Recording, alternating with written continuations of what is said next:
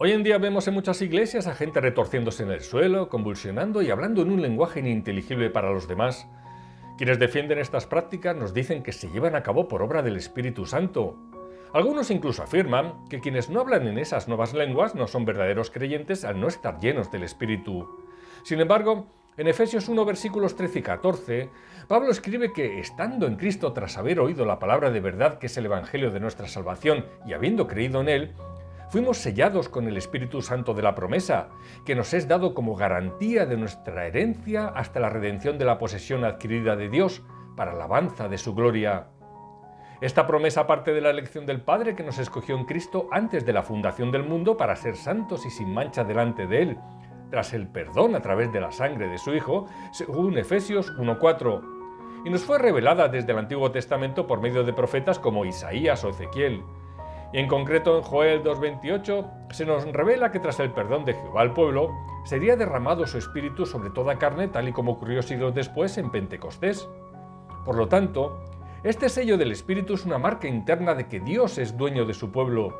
Y como nos dijo Jesús en Lucas 24:49, el Espíritu Santo es la promesa del Padre que incluye a todos cuantos confían en Cristo.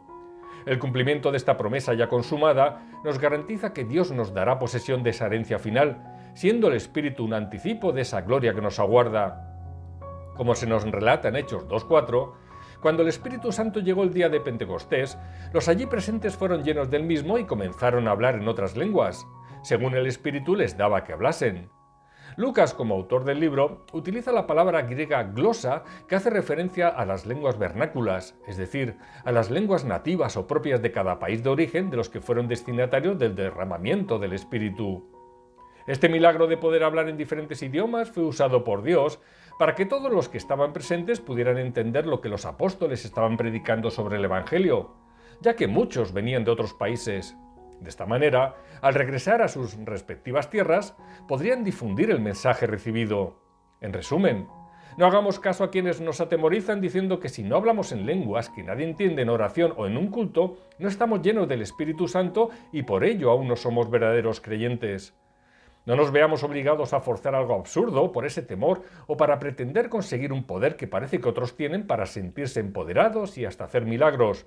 Esto es falso, porque el único poder que ya tenemos es el mismo que resucitó a Jesús de los muertos, el cual nos otorga desde ahora la vida eterna para ser igualmente resucitados tras la muerte física, salvo que el Señor llegue antes.